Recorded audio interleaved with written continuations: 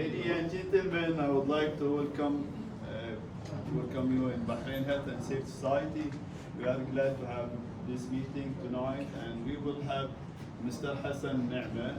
He is one of old and professional leader and trainer. Now he has become as HSE manager. So I believe he will process during his life experience and deliver a presentation occupational health and safety compliance in 3D. Please welcome Mr. Hassan, and you can talk about yourself more. Thank you very much. To our delegate guest, since you don't speak in Arabic, you will be more prepared. So we're gonna shift from Arabic to English, just for you. You're very important. Thank you. You're welcome, sir. Just to introduce myself to the people that don't know me, my name is Hassan Nimah. I'm a Bahraini citizen. I work in Bahrain most of my career life, I can say for the past 12 years. I work in Babco, Alba, GBIC, Asri, Bafco, Betelco, most of the companies, and my last assignment in the country was in Tatweer Petroleum with Yasser at one point of time. I'm a Worley employee for the past 11 years. I've been working with Worley in multiple projects with Saudi Aramco, Saudi Electrical Company, and other clients across the kingdom. I've been going through multiple projects until the project that we're going to talk about. It's with one of the global oil and gas company, without mentioning the name. I know Yasser told me no names. At least I've just mentioned the name of my company, but throughout the presentation, we will not talk about our client or my client specifically. All right? Are we good? Yep. Is it clear? Yeah. Thank you very much. The title of the presentation is Occupational Health and Safety in 3D. I don't have 3D machines. We will not make any 3D dimension or any 3D model. All what we're going to talk about is how would you establish a compliance when you have a company, health and safety management system, you are an ISO certified, and you have very strong client requirements. Now, which one to apply and which one to leave, all right? But before we go forward, I just want to go to the element of health and safety, because this question is very meaningful for me. I always ask most of my colleagues just a change of thought. The question that I'm going to ask is, what is the definition of safety to you guys? What is the definition of safety? That's 20 years ago when I was just a junior health and safety officer, or helmet shoes officer, I would call myself, as that was the best thing I used to know. So what is the definition of safety back on that time? Probably Ali is one of my colleagues at that time. You know, we grow up together in this profession. So what's the definition of safety to you at that time? Anybody remember? 20 years ago, how they used to teach us? Avoid the accident. Zero accident. Zero accident. Yeah, well, best thing we used to know is just wear a safety helmet. But if you're gonna ask about the accident, usually the definition we used to be told is safety is the absence of accident. All right? But when I was thinking about it, or I'll take you through the notion why I'm talking about this, all of us today drove to work, right? All of us. I'm not asking anybody to raise hand, but all of us drove to work, isn't it? And we reached to our destination safe. Now the question is back to you. Do you believe the road is safe? Do you believe that there was no other accidents that happened in between? No. No? So I learned the definition in a different way. Safety is not the present of safety itself, or the prevention or the lack of accidents. It's the present of defense. We cannot manage accidents. Accidents usually manage us. So all what we're going to talk about in this presentation is the defense we need to put in place to ensure that our operation will go smoothly without having an accident. Yet when we have an accident, we need to ensure that it is failed in a safe way. Let's take another example before we go forward. 7 years ago, there's a very famous vehicle manufacturer all right? But I'll ask you later on what is it famous for. We're not talking about BMW, we're not talking about Land Rover, we're not talking about Mercedes over here. We're talking about Volvo. Anybody knows what's special about Volvo? What's they are, like proud of? Turnover? Okay.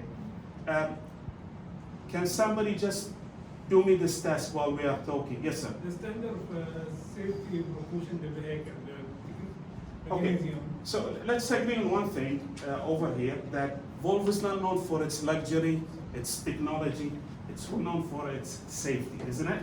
Yes. All right. I was reading an article 7 years ago that Volvo was planning by the year 2020, we are in 2022, and I think they changed their mind, that they are planning to do a fatality-free vehicle. They were planning to do a fatality-free vehicle. Anybody, if you just please check your Google, you can use your phone, and just write fatality-free Volvo. You can read the article. Now, what's different from Volvo and what's differentiate us in health and safety is we only focus about the accident, not the fail-safe as I was talking about. So, when Volvo is saying that we're gonna do a fatality-free vehicle, what they did, they were having a thought in mind that each and every driver who's buying their vehicle is having a 100% chance to make an accident. All right?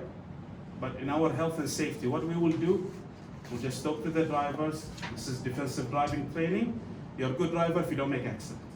You make accident, you're a bad driver. You're gonna make an accident, we're gonna bring you back, give you defensive driving training, and then told you the same thing. And we told you last time you saw, you'll drive good and not make an accident. Volvo, no, they look at it from a different perspective. They look at their vehicles, they learn from their previous accidents, the one that didn't kill people, and they try to produce an accident-free vehicle. They fail at some point. I'm not sure whether they have completed their projects or not. So back to whatever I said, safety is not the absence of accidents, it's the availability of defense. Do you agree? So that's the first thing that we need to agree upon. That's nice. All right, what we are planning to discuss here, I'm sure that it's a little bit fadey, I know, but I'm going to read it for you. We're going to discuss the challenges of ensuring compliance with multiple health and safety management system in critical operation. We're talking about the project construction offshore, where we are close to space, in the middle of nowhere. We're going to share the best compliance practices, which I think helped me a lot to ensure that my operation is safe. Not safe enough, we still have accidents. We're going to discuss the difference diagrams and difference safety management system between us. What does the ISO 45000 say, and what does the client say, which we don't want to mention his name according to us. And we're going to discuss the ISO 45001 compliance. All right. Now, we said at the beginning of the presentation, occupational health and safety in how many Ds? 3 Ds. It could be in 4 Ds if I will add the contractors that we are dealing with, because they also have their own health and safety management system, standard, and their own philosophy. Next. You are my driver too, please. So, requirements and expectation.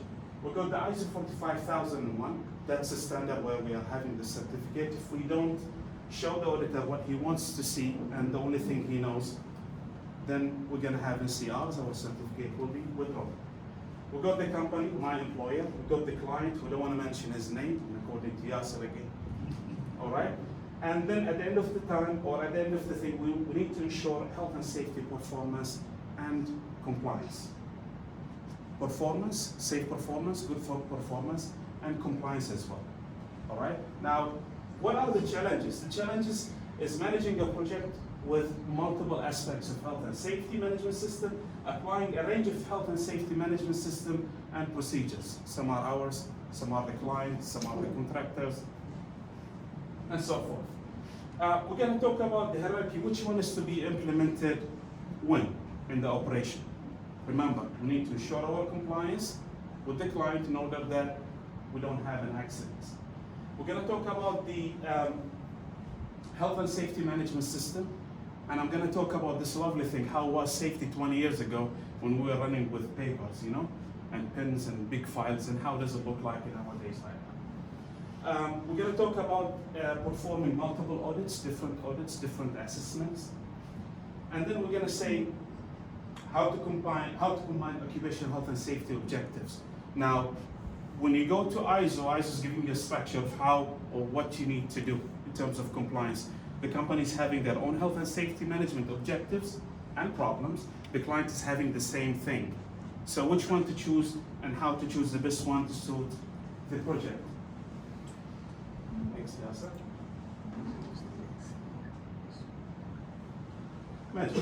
All right.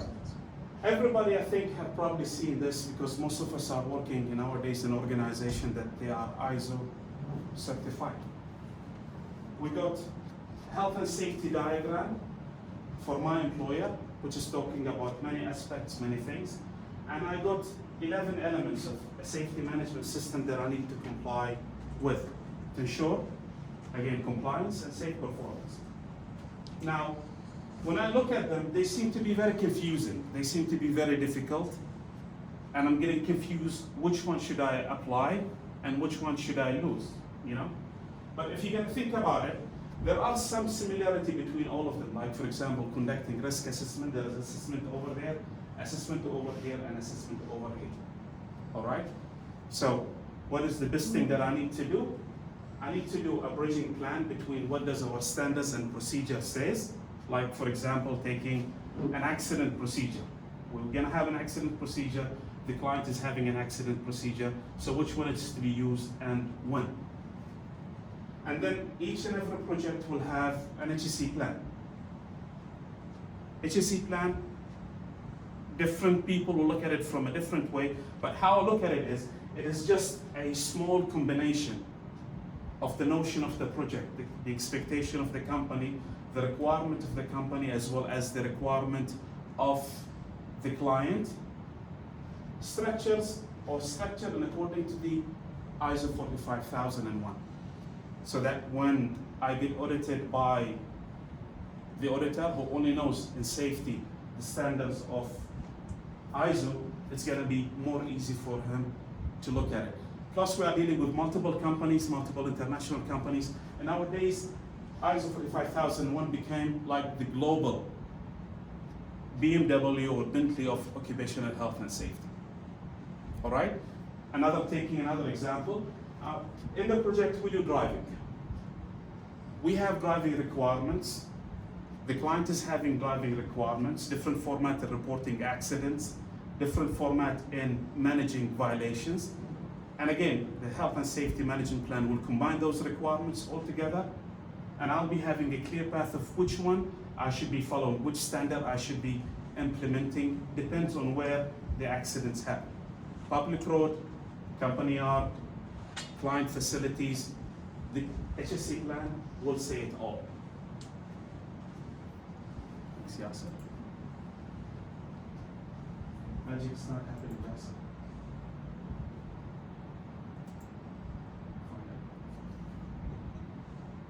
Okay. A couple of years ago, long time ago, when we go to do a project or when we enter a new company, we get a little bit confused, all right? What should we start? When?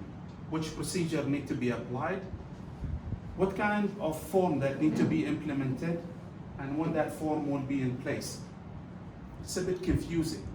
So what we did in the company, we tried to do something called streamlining. When we start with a project, there's a couple of guideline questions. I put it fading purposely so that you cannot read it and you will listen to me. All right, so when we start the project, there are a couple of questions. One, is the project office-based or is it field-based? Does the client have his own requirements or not?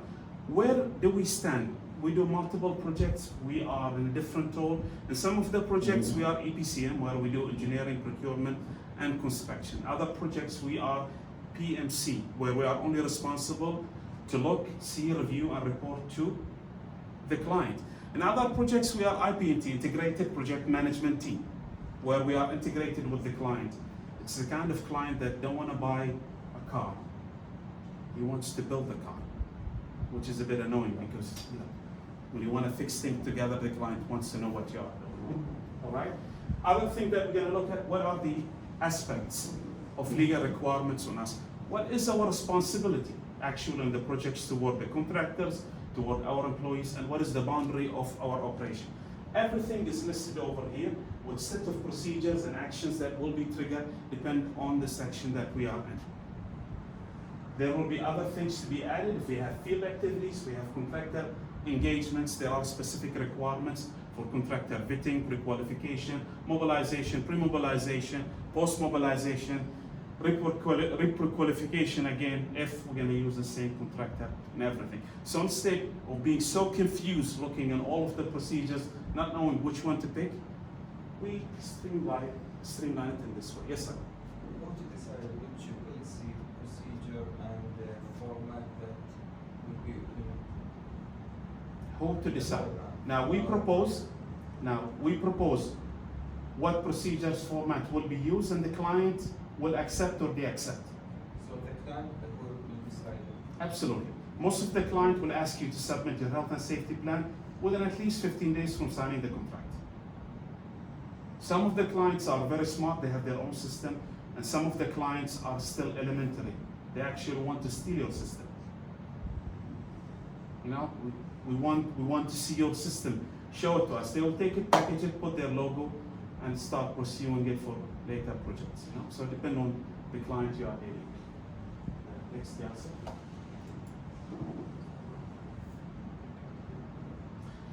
Okay, in our operation, we are dealing with lots of people. We have duty of care toward lots of people. The standard itself, the ISO 45001, dictates that we know who is engaged in our operation, who are these people, who are these parties, what kind of health and safety provision we should provide for them to ensure that they are safe. And this will help us to know the extent of our health and safety management system. Until where? What is our border? Who's responsible for it?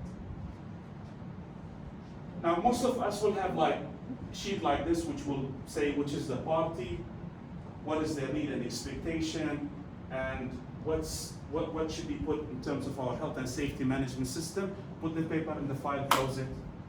Adios. We're gonna see you by the next audit. Now, this is most of the cases I used to do it before. To ensure that this thing will be always on top, to ensure that this thing will be always, we put it in a system. And this system will trigger certain notification through email. Actually, like part of what we do is automation nowadays. We used to run with lots of papers and pens, and nowadays we do automation to make our job easy. So what we did, we used Microsoft form. We did a form like this, which will be extended, like who's responsible to follow up these duties and responsibilities.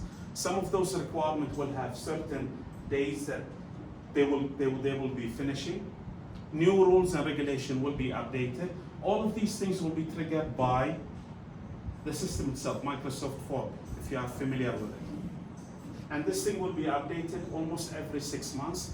We have a meeting between HSE, HR, finance, project management, all stakeholders to understand, are we fulfilling our duty of care toward those people or not?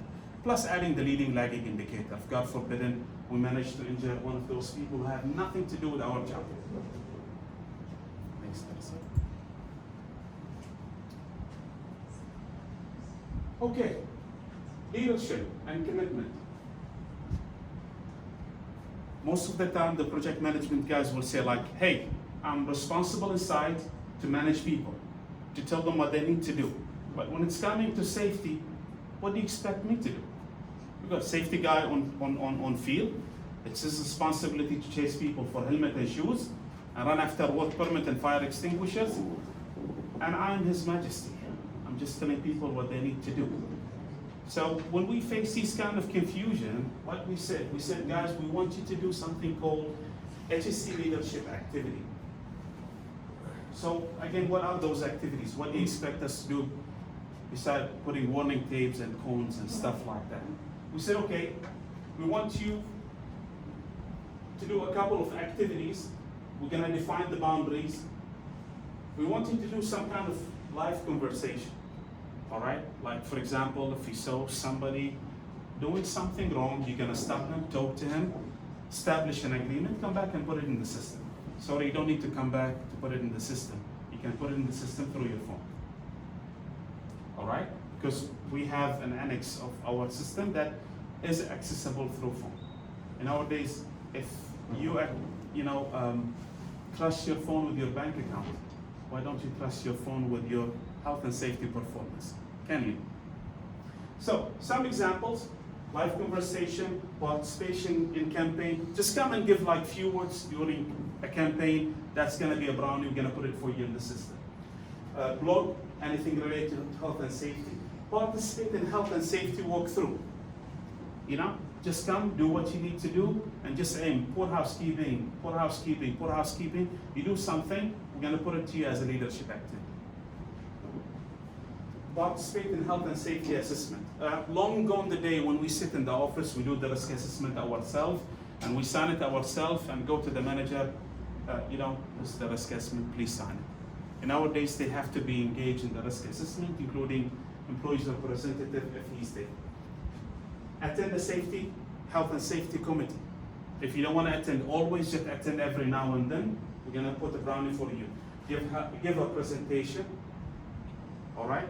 We have multiple events where a manager could have a chance to give a presentation. Give a safety moment. Everybody's familiar with safety moment? One slide talking about one particular thing. We're gonna put it for you as a leadership activity. Or just write anything related to the industry in our social network. We have a social network app called Microsoft Yammer. You can go there. We're gonna put brownies for you.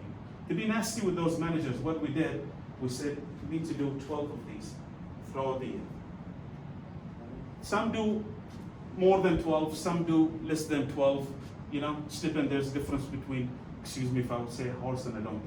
Some need to be pushed and some excited going forward.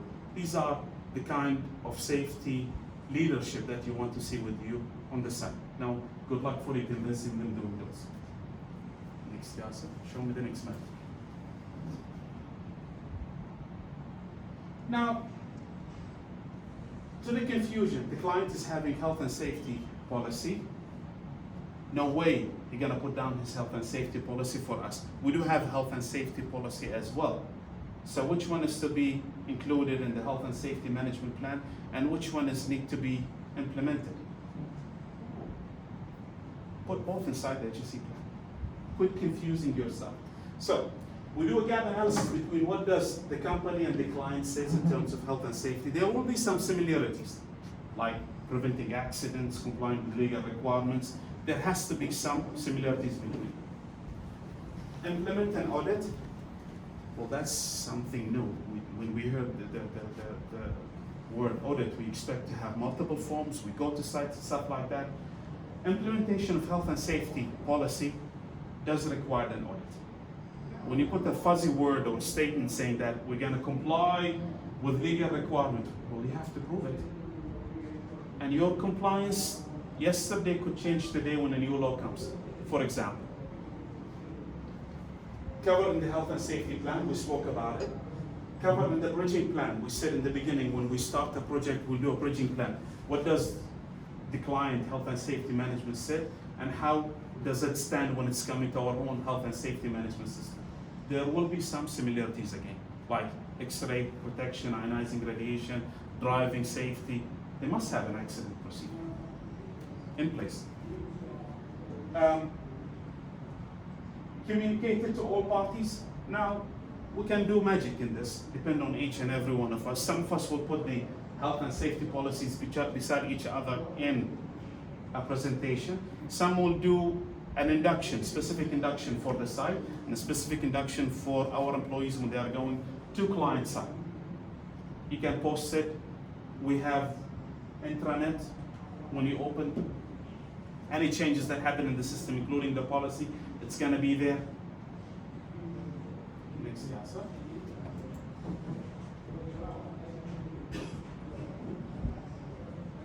Okay, consultation and participation, all right? A couple of years ago, you know, like maybe like 10 to 20 years ago, we used to practice dictatorship on the employees themselves, all right? I'll give you an example. Everybody saw an arrow and a bow, right? Okay? What is the first thing that's gonna hit an object when you shoot the arrow? Anybody knows? The tip. The tip. So the tip is gonna be the most part in the arrow which gonna get damaged so hard. All right?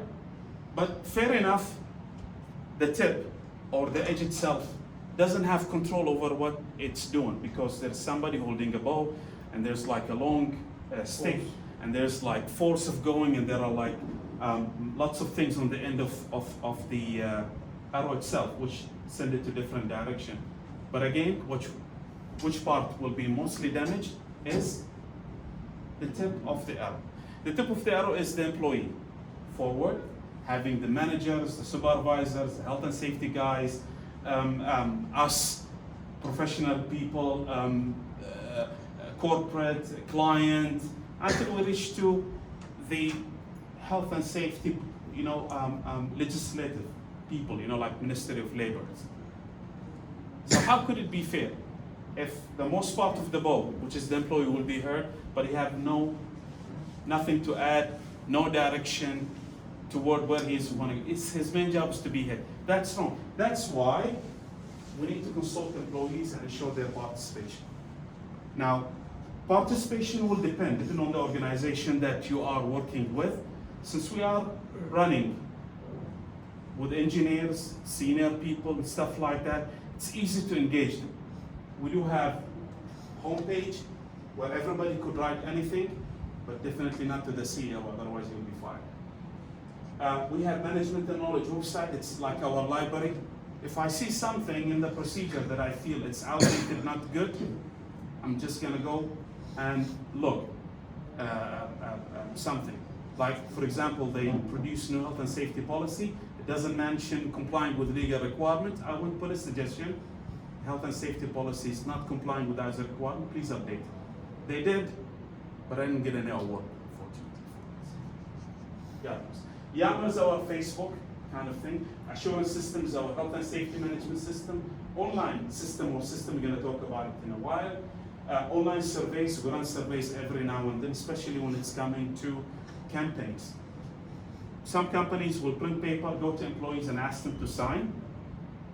And some companies, which is having like soft hand people, like our people, will do it all online. For example, using Microsoft Form. We do our questionnaire, we do our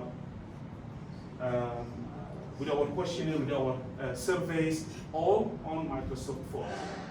And all of these things, there are specific people who are gathering those feedback, compiling them, and doing the necessary to ensure that they are getting embedded in our health and safety management system, procedures, future campaigns, changing of certain procedures or articles. Because remember, for example, when you say the management system, the people who are writing those procedures or producing those procedures are not gods. They are just human like us. They could make wrong mistakes. They could forget something. They could write a grammatical mistake. So all of us, all of our employees are having the right to go and write anything they see about our procedures. It's going to get validated. If the concern is right, we're going to put it in. If the concern is wrong, which most of the time it is, they will just simply ignore it. So this is how we participate our own employees in a health and safety management system, and according to us. Next, guys. Okay, actions addressing risk and opportunity. You know, now there's now a move to make it more simple and easy to let people understand what could hurt you and what you should be doing to ensure that you will not be injured. You give them toolbox talks, we got sick of it, you know. Every day it's the same topic. If the supervisor is not that much, you know, dynamic and just doing it for the sake of doing it, it's gonna be the same toolbox talk for the whole month. That's a torture. We're gonna put posters, people might not see them. So most of the companies think what to do life-saving rules. Very simple rules in a small picture, easy for everybody to understand. We have ours, we have the client, and we have even made small ones for driving, because we believe that driving is one of the most risky activity that we do every day. All right? Besides those, we produce books, helmet stickers, cards, banners, logos, training modules, safety moments, just to ensure that these basic things are reached to the employees. Now, some companies will adopt certain life-saving rules, and other companies will look at what is injuring their own employees and making their own life-saving rules. All right? These are the things that if you do them, usually you will not get injured, and they are commonly available online. Next, Yasser.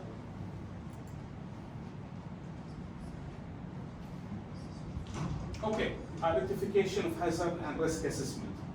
Now, when you run an operation that is available in multiple sites and multiple workshops and multiple roads, some are like simple and easy, some are difficult to reach, you need to do risk assessment, isn't it? But not one risk assessment, sometimes you need to do multiple risk assessment. Some of those risk assessment belong to us and some are imposed by the client. Some we do them, some we participate on them. Just general examples. We have risk assessment, the general one, activities, hazard, risk, matrix, likelihood, severity, the usual one.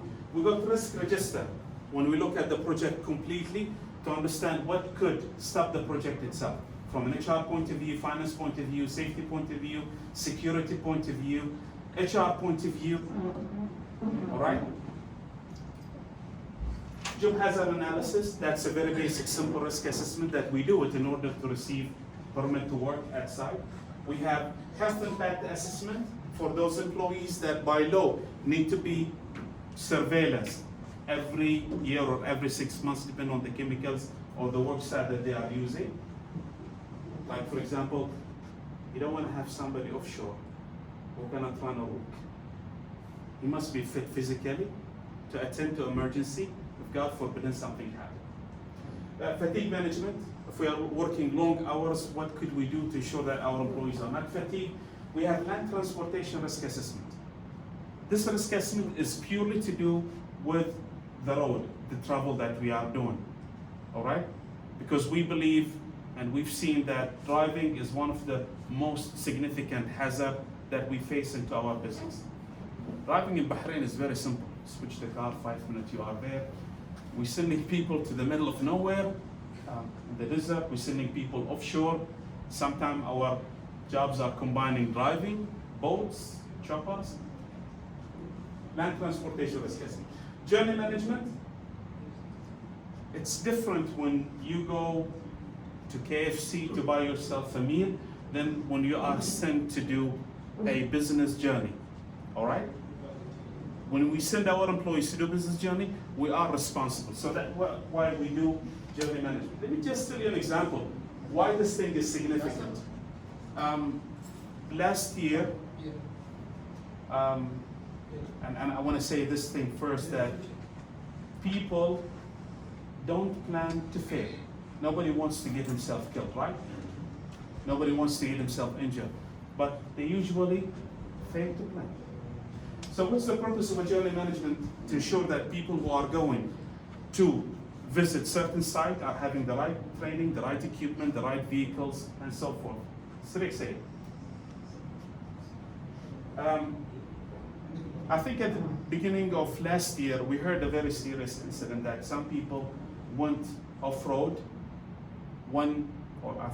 Two guys with no GPS, with no satellite phone, with one vehicle driving off-road, probably not knowing where they need to go. All what they need to do is just to drop a certain package at certain place. The guys went, they got lost, the fuel of the vehicle got over, they got stuck, and they did the most obvious mistake, which is to leave the car and are desperate to look somewhere to reach. Now that's making it even more difficult for the rescue team to find them, and they died. So that's why we do risk assessment every time that we send our employees for a site visit. We got ergonomic for office, very obvious. Contractor capability to ensure that we are bringing on board the right contractors. Environment health assessment, this is to do with occupational health, to ensure that our facility is safe, hygienic, and clean. And this is the same basic cycle for all risk assessment. You can identify hazard, evaluate the risk, determine controls, implement control, and review them. All right? Now, a couple of years ago, again, I'm just remember, like 20 years ago, we used to run with papers, having the risk assessment on them. Sometimes they get messed up, sometimes we lose them at site, and we forget about them. Nowadays, we digitize our risk assessment. Most of those risk assessments are digitized on Microsoft SharePoint to ensure that dedicated people has been assigned with the action, and there are emails going to certain people if they have action that they need to do. And some of them, like for example, the risk register, where we look at broader risk of the project, is more complicated, having lots of risk parameters to ensure that we'll not fail because of HR account, housing, or whatsoever. Next, yes. Oh. When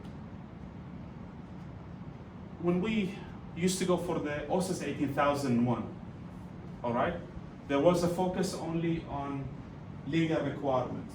But when we go in for the ISO 45001, there was other requirements. Now, what other requirements I need to ensure that I'm complied with? Any idea? Beside the law of the country? Moral could be. Any other thing we need to check beside the legal requirement of the country? Nothing. Okay, when we say other legal requirements beside the legal requirements like Ministry of Labor, Ministry of Health, and stuff like that, your contract, what does it say? Yes, sir. Internal policies. Client requirement. Client requirements must be lifted policies. Yes, sir. Also, for drilling oil field, all the companies, they are referring to IADC also. So any procedures or rules they want to go through, they can refer to IADC. So I don't know what is IADC for. Is it? It's an organization in the United States that give accreditation to certain procedures or certain training. That's why you find them always on the logos. So the training, for example, requirements, some of the jobs that we are doing does require certain training to go for. All right? Let me give you some examples. Now, each and every company must have a procedure in place to identify legal requirements and other, and a legal register. The register could be an Excel form, could be a Word format, or could be a system where you go, you put all of these requirements and ensure that you are complying with them every now and then. Next, yes. Take some examples in the next slide. From the client, we got their SMS safety management system, contractual requirement, because when you sign a contract, there has to be health and safety requirement in it, right? So you need to establish, are you in compliance or not with those requirements? We got the safety manual, general instructions, booklet, code of sanitization code, if you are running, for example, a camp. We got the legal requirements in terms of Ministry of Labor, Ministry of Health, GOSI, for example. We got our company procedures, which are policy procedures themselves, checklist template, process maps, and systems. Now, the legal requirement was a very simple thing. You do it, you forget about it, put it in the file, and see it in the next audit. Or if there is a problem, or when we confuse or debate over something. But there are things in it that keep changing. That's why we put it on a system to ensure that it's accessible by our HR team, by our HSE team, by our construction team. All right? There are some things that get triggered every year. Now I think most of you understand that during summertime there are summer bans, isn't it? Yes. So that article will be triggered during the 3 months where the summer ban is, and then it will be shut down for the rest of the year. Go back to sleep mode. This is one of them. Some of the legal requirements mandate that people have to be trained in first aid, right? You train your people, your qualification is expired, because all of them have expired date. Otherwise, how would they make money? By renewing your first aid qualification. That's how business run. So you used to be in compliance before. Your first aid qualification of your employees got expired, then you are not in compliance. So this thing is life. It's like a baby, required nappies, cleaning, feeding, to ensure that you remain always in compliance. Now, we have to look at broader. These requirements or the compliance that we need to establish have to cover all of our operations, the ones in the offices, the ones on the road, traffic safety, the ones on site, and the ones to do even mobilization of employees using boats or channels. Next, yes, sir. It's not much. Okay, objectives and target. I'm just confused over here. I need help. Should I start from this end or should I start from this end? I'm not sure if you can see it. Which side should I start with, you know?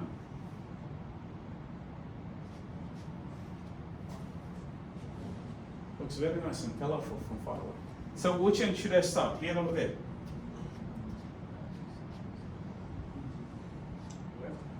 Left. Right side? Okay, let's start from the end and go backward to the beginning. All right. Now, we said journey management is a very important thing to us since we send our employees to difficult places and we are responsible for their safety. Otherwise, if they got lost, died, or required emergency, then it's going to be too difficult for you to provide an emergency assistance to somebody who's probably close to the moon in isolation. So, journey management plan, we decided to have an objective to make an e-journey management plan. What we used to do before, like pick a paper, fill it manually, and then run for the supervisor. Oh, he's not there, he's in the toilet. Sit beside the toilet for a couple of hours until the supervisor come out. Then look for the safety guy, because the safety guy need to sign that the journey management plan is good and everything has been provided, all the training that people require is provided. Now where's this guy? He's in his lunch break and we are running out of time. Then we're gonna put people in constraint, they will drive crazy to reach their destination because they're gonna miss a flight or they're gonna miss a meeting because we are not there. Supervisor, the manager, the safety guy. So we had to do an e-journey management plan. It's a tool which is available online, accessible through a mobile phone, because part of it is vehicle inspection. You cannot do it while you're sitting on the desk and the car is down in the car park. So you need the same journey management plan to be triggered from a mobile application. All right. So our health and safety policy said that we are responsible to ensure that our employees will not have an accident and to comply with the legal requirements. We got risk opportunity. We said in our organization we consider driving as one of the major risks that we are dealing with. People are getting seriously injured, you know, if you have an accident. The regional country directive of the company, maybe other projects had multiple accidents which affected us. So now the region, the location that we are in is going forward toward driving safety because of a couple of accidents. Could be that reason. Client is very focused when it's coming to driving. In fact, there are specific guidelines for journey management plan. And one of them is to ensure the record keeping and tracking of those journey records. Who went when? When you put them in the file, you know, and you get a question, how many guys going for a journey management last year? Well, yeah, 1, 2, 3, 4. Oh, that one is missing. Probably Ali took it away and never brought it back. So now we lost an essential record that could be used in the event of a legal proceeding or an accident investigation. Feasible technology, that's something new. As I told you, 20 years ago we used to run with lots of papers, and nowadays There are lots of technologies which will make our job easy. Now, you could know what you are doing. You could be good in what you are doing, but when you are overloaded without any technological assistant, you're definitely gonna fail one way or the other, you know? Legal requirements, roads are covered by legal requirements, traffic lights, speed rules, seat belts, phones, and stuff like that.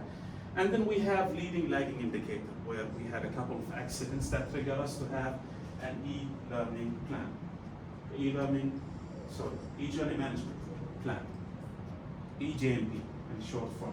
So we created the parameters, we said what we want to do, we look at our requirements, we look at the client requirements, we formulate the form that needs to be done, and we assign a digital team who look at it, see what's the feasibility, what are these nice algorithm that needs to go in the background to make this thing useful and usable. We monitor the implementation of that journey management plan. We evaluate it by doing a couple of pilot tests. Guys, leave the paperwork today, use this tool. Are you fancy of it? Is it good? Did it make your life easier? And oh boy, it is. We updated if there are any derails, like we had one of the IT guys who was with us decided to go into his leave when this project got in hold until he come back. So the KPI has been, updated, delayed a little bit until the guy comes. And then when the journey management plan is done, this thing already on plan, we integrated this within our own processes, our own procedures, our own HSE plan. Now in the HSE plan, there is a photo of the journey management plan, and we are telling our employees how to use it instead of asking them to fill those papers. All right? This is one of the objectives and how we look at it when it's coming to dealing with our requirements or multiple factors to do an objectives. And again, it's one of the requirements of ISO 45001. If you don't have any of those parameters, the auditor will give you a major NCR. If you don't have no KPIs for this year, or a minor NCR, or an observation if there is like minor non-conformance. This guy is lucky, he's just coming to check and have an easy life. Next, yes. Slow magic. Now, to the people who used to be in the industry for the past, let's say 20 years, when we used to have our document system, how does it look like? Files? You have one big file, and you make a couple of copies from this big file, all right, to multiple departments, and then you forget that that department or this department is still using the old form, old procedure. The auditor come pick it up and saying, how could you still using an obsolete document, Or the manager, he wants to preserve this file because it's very important to him, When his boss comes, he could see the file clean, to the extent that he don't share it with his employees, with his supervisors on site and stuff like that. We've all been through this, isn't it? Some nice memories. All right. So what we did an e-system where we put all of our procedures, forms, stuff. We created some searching parameters which will identify what is this document. Each and every one of those documents is having a history. When it was updated, how many version it is, and what was the update that has been done. And what lovely about it is, it will send you an email if you are registered there. One of the guys that is very interested in leading procedures, it will send you an email that procedure X or Y has been sent. And every time we do a change, we make a small presentation and we send it all over the organization saying that these are the procedures that has been updated, and that's the compliance you need to comply with. So, we did process maps for each and everything we do, how we do it when we do it. Take, for example, the permit to work system. What is the process to start the permit to work system? And what is you need to do to close the work permit system? So we have procedures and we have standard format. So, process mapping. Easy to share. I can just click on one of those hyperlinks, shoot it to multiple people, they can access it. It's real time, you can find the documentation over there. and it could show you the hierarchy of documents, which one you should be using when and where. Now, this is done on Microsoft Forms again. If you have a good SharePoint with good IT, it can do you all of those good things. Otherwise, if you don't have the budget to do it, most of us are having Microsoft Office packages. You can put all of those things on Microsoft SharePoint and share it within your colleagues. So there's like the cheap way to do it and the proper way to do it. Next, Yasser. I like the issue of the big file because I used to battle with them, every now and then. Now, you need to control your operation in the terms of having procedures, standards in place to ensure that your people are doing the right thing in according to where you are. If you are in your workshop, we usually apply our own set of procedure. If you are in between, like having an accident in between, we fill our form and we fill the client form as well. If you are within client facilities, we'll go with the client systems and forms. So for that, you need like a good active team with you to help you comply with all of these requirements. Because we have certain procedures and requirements the client will have as well their own. Sometimes they dictate on us because they are the client, we cannot say no, but we cannot dictate on them, especially if, God forbid, an incident or violation happen within their own facilities. Okay, emergency response. We don't wait for an accident to happen. We don't wait for an emergency to take place. The ISO 45001 is saying or mandating that we need to look into our organization and understand what could hurt people. And based on that, do multiple evacuation or multiple drills, all right? It could be shut down to a facility, it could be a traffic accident, it could be somebody who is in severe medical condition which require medical evacuation, either by an ambulance or medic evacuation, and if he's offshore. It could be COVID-19, right? We still have COVID-19 up to now. We kind of forget about it, enjoying the life, but it's still there somewhere. Not me. I'm good. So we have the system will produce how many drills have been done. The system's having all the dates on which month we'll do the drills, and we have created a credible scenarios for all the drills that we are doing in approval with the client expectation and requirement. Sometimes we have nothing to do with this.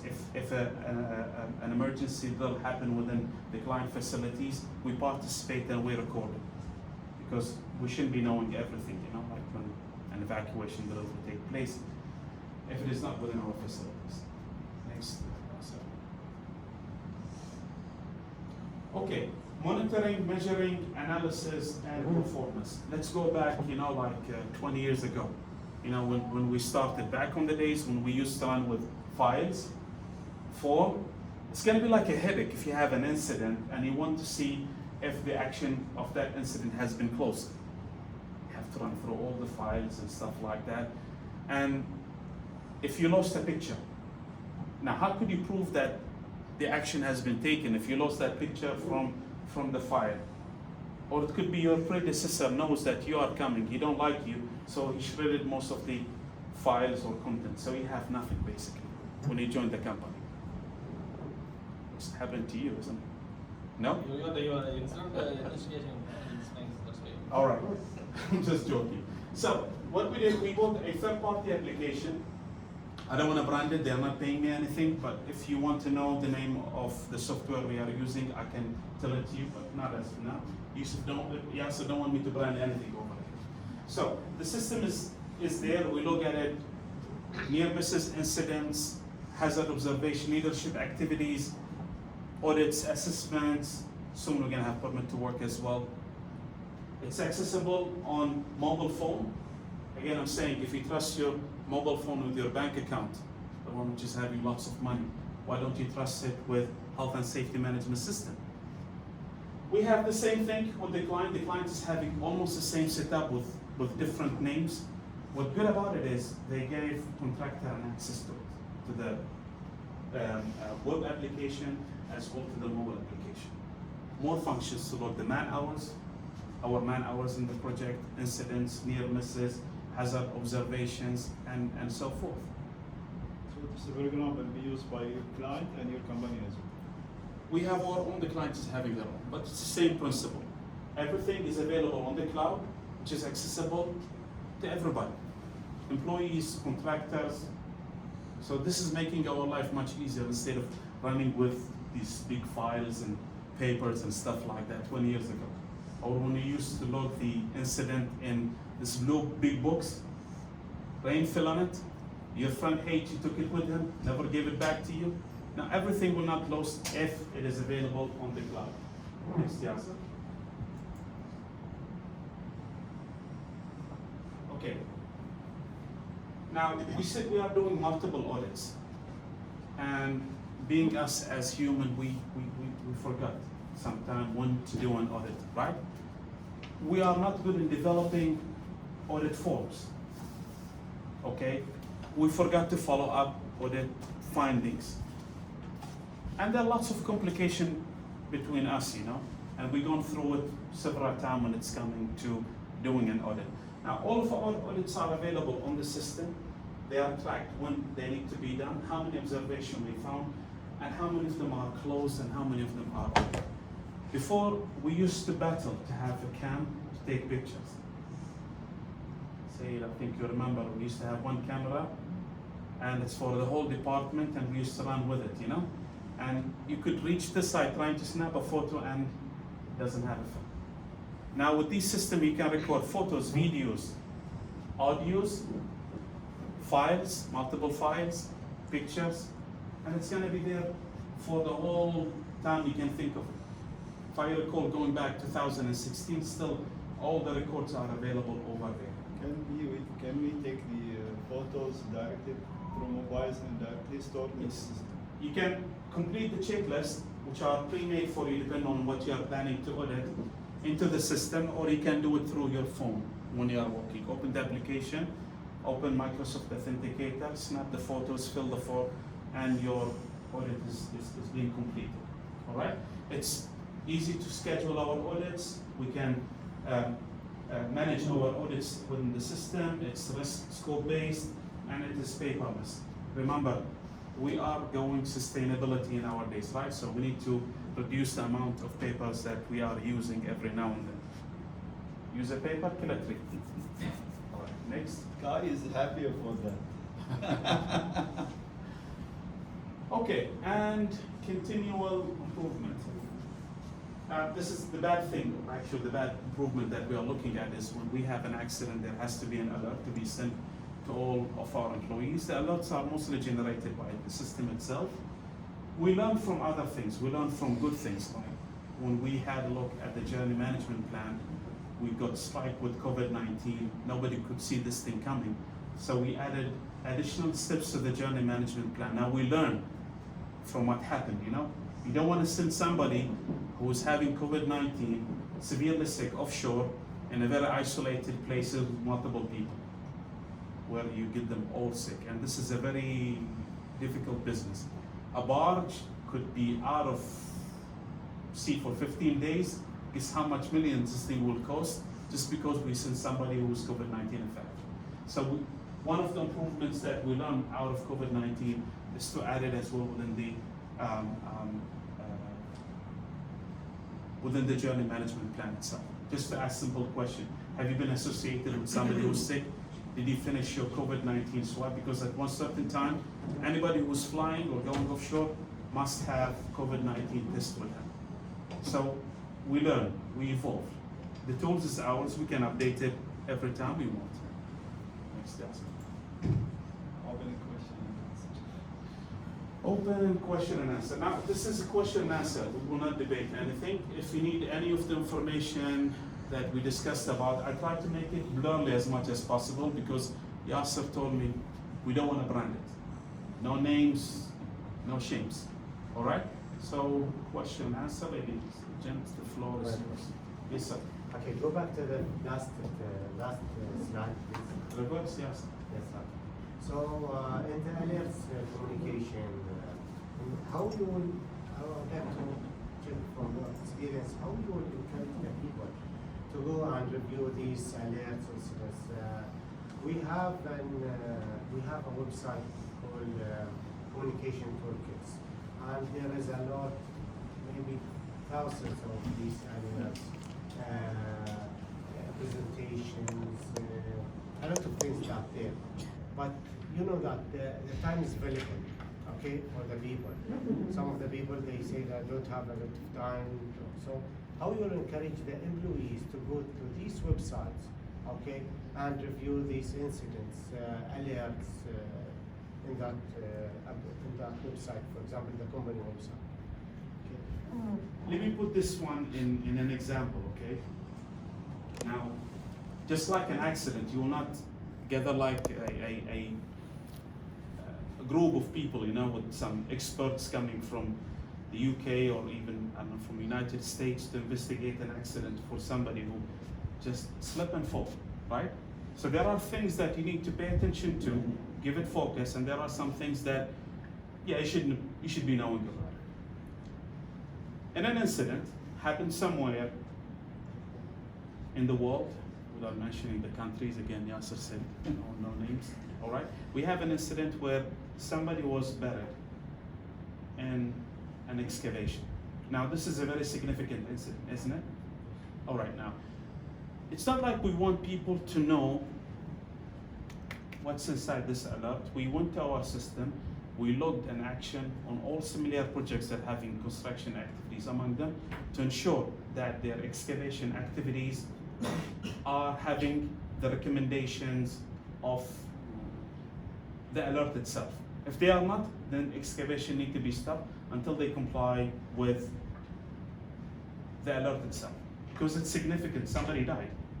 All the projects has been sent, the alert itself, an action has been logged into the system to all projects, all HSE managers, that they need to check that, for example, that project is having shoring or not. That's usually how we ensure that we get the actual benefit out of the alert that we are sending to people. Yes, some of them are not that much significant, some are significant, some are ours, some are coming from the client where we learn from them. So it's case to case, depends. I think you got confused. No, I'm it's sorry. okay. I get your I'm sorry, I got idea. confused. I confused you. I got your idea that you implement whatever in the alert, Yeah, from the yeah. alert on the requirement of the jobs. Exactly. Okay. But there is I mean that it is a learning from the accidents. Okay. So how you encourage the employees to go to these to log in these website and learn from it. Well, if I'm talking about the organization where I work with, where everybody's having emails, all right, where everybody have the pleasure to attend team meetings and stuff like that, we'll put that one or a safety moment and we will discuss it, or we're gonna send it broadcasted to emails. But if you have like unskilled laborers who are in the field, then you need to develop something else. You need to put it as part of the start card.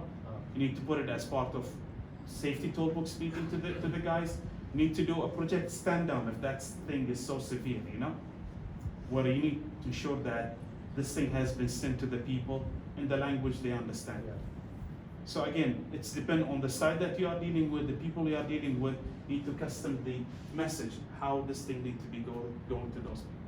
For us, we have forums, we send it by emails, we log those on a website where everybody log new things, internal, external alert, an email will come back to us. And if there's something significant to the business, we're gonna log it in our system and send an alert to all HSE manager, ask them to check that specific subject to ensure that we are in compliance with those lesson learned, which is more important than knowing. Yes, sir. Our company, what they do, if there is an accident within the company, they create a video. We have a system called Workday. In that system, they have all the training videos, and what they do just create the video and put it in their required training. So they don't need to search to find it. They will get it in their required training category.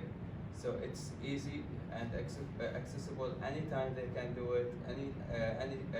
Whether they in working days or their vacation, they can look at it anytime. Well, if it is working within the organization and you feel like there is a good feedback coming from it, then that's something good suitable for you.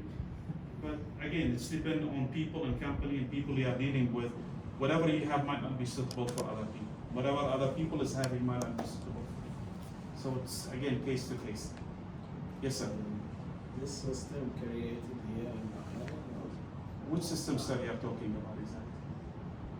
system software? Okay, now let me explain something. There are some software that we developed inside the company because we are having our IT team. There are some third-party applications that we buy where we don't have the necessary IT team, servers or stuff like that. We buy them from a third party. We accustom them to our procedures and our requirements. So it's depend on, like for example, our incident reporting system is a third-party application. Our journey management plan system is something that we develop inside the company. Not ready software. Even when we buy ready-made software, we still ask the vendor to accustom like the forms, the titles, the category, the colors, in according to what we want exactly. Like for example, the incident reporting system, I can let you know about it later on without Yasser knowing about it. You can check, they are serving us and serving other clients also, either in the country or globally. Any questions or comments? I'm sorry I took lots of your time tonight. I must be boring, I'm sorry for that. Any questions or comments? Yasser? I have. Yes, sir. I would like to thank Mr. Hassan for valuable presentation.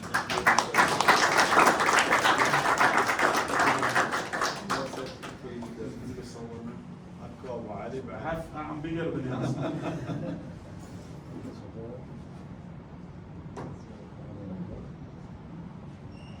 I'm filming the camera.